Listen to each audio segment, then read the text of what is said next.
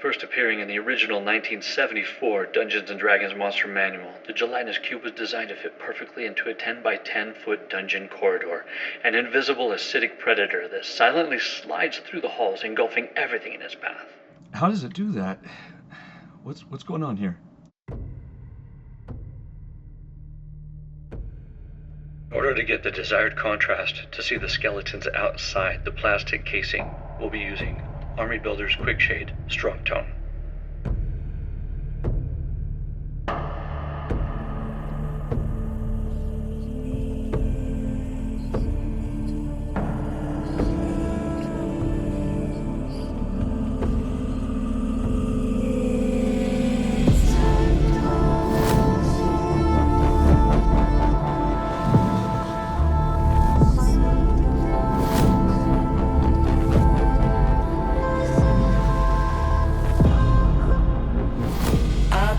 The hazy moment through the ocean blast.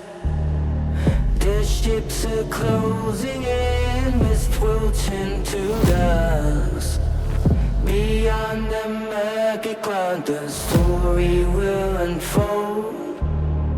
The dragon loved the horizon, history untold. Almighty gods of war, lead us flame and glory. We shall be victorious, all will know our story. Using excessive amounts of the shade tone, I allow it to pull up into the recesses around the bones. This creates a nice dark outline around the forms. Be careful not to get it onto the actual gelatinous molding itself. Beyond the distant land, the legend will be told. The dragons of the horizon, history unfold. If you apply too much quick shade to the miniature, just go ahead and wipe your brush off. This will free your bristles to soak up any excess.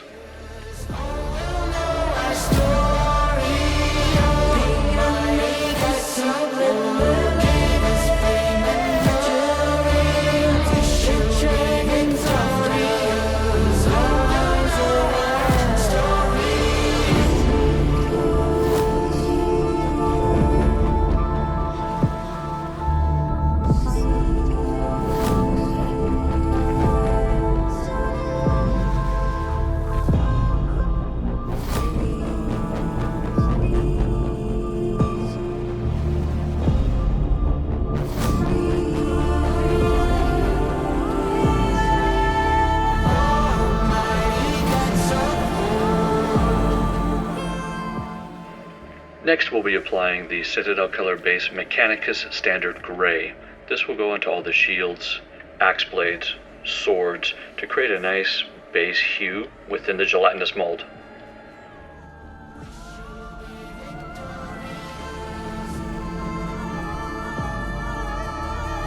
Beneath the boundless sky, the voyage carries on. Take extra care to not get any of the paint on the clear plastic.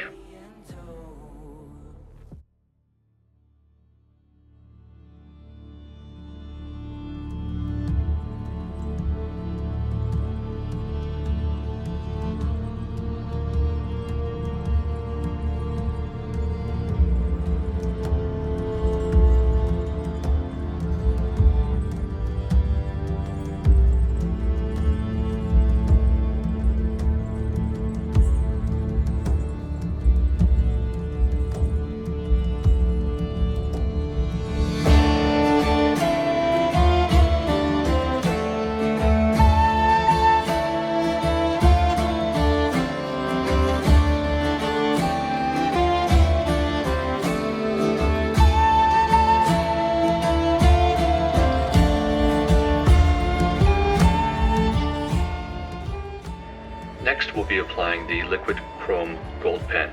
Now you can use any gold paint that you prefer here. Bronze works really well. This just helps punch that contrast behind that gelatinous shell.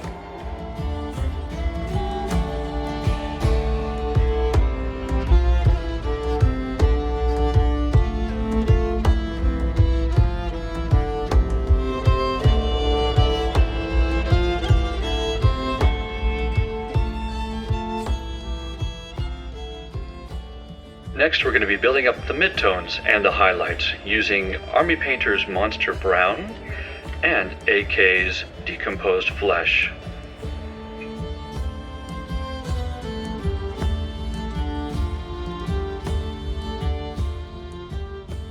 The direction that the lighting is coming from above, I'm applying directly from the top of the model down towards the darker recesses, being careful not to cover the shade tone in the shadowed areas.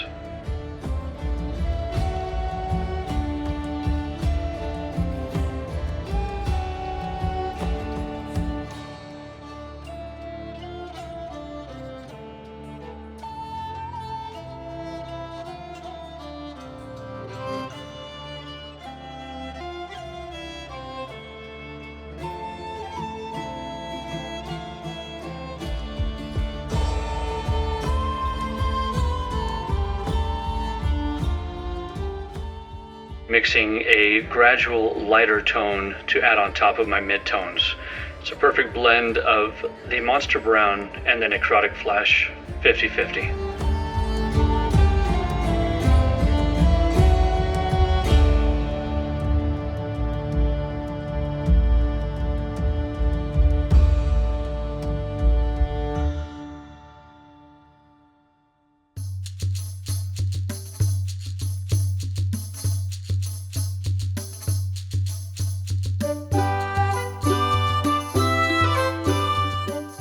Begin mixing a almost pure necrotic flesh to be applied to the highlight regions of all the bone structures.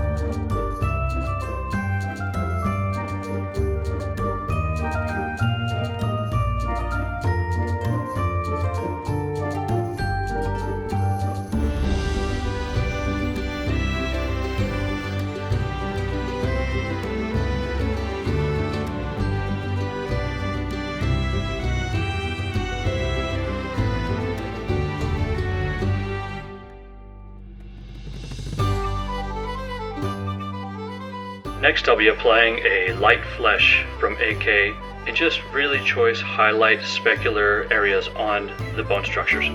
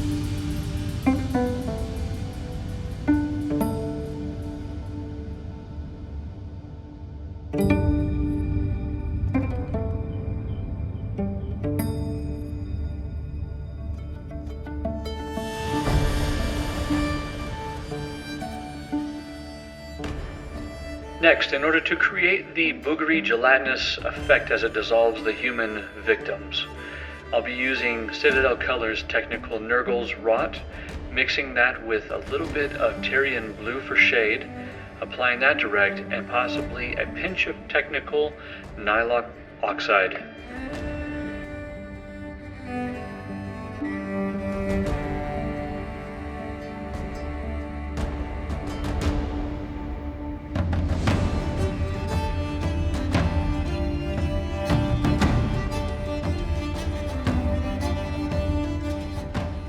Adding additional Tyrian blue to the Nurgle's rot will thin it out quite a bit. The viscosity is quite looser in the shade, and it brings the Nurgle's rot to a more watery standard, so it's easily applicable.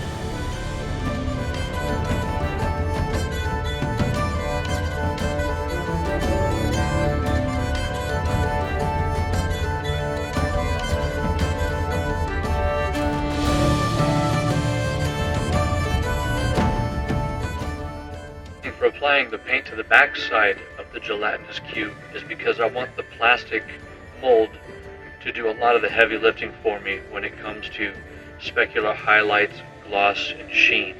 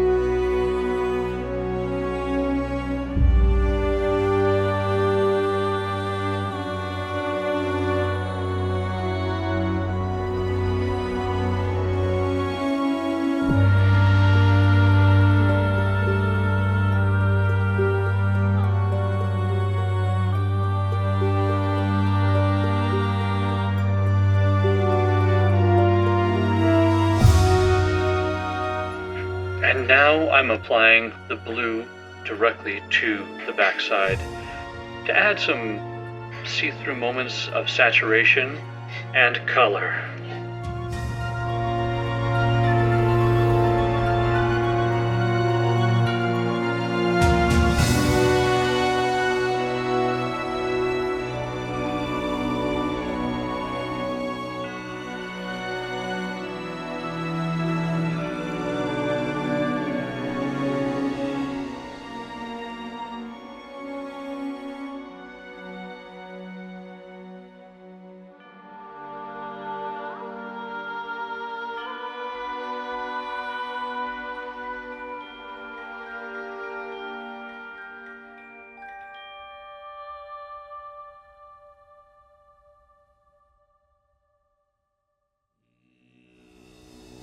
Last but not least, I would really like to punch up the saturation around the edges of the gelatinous gel using Game Color's fluorescent green.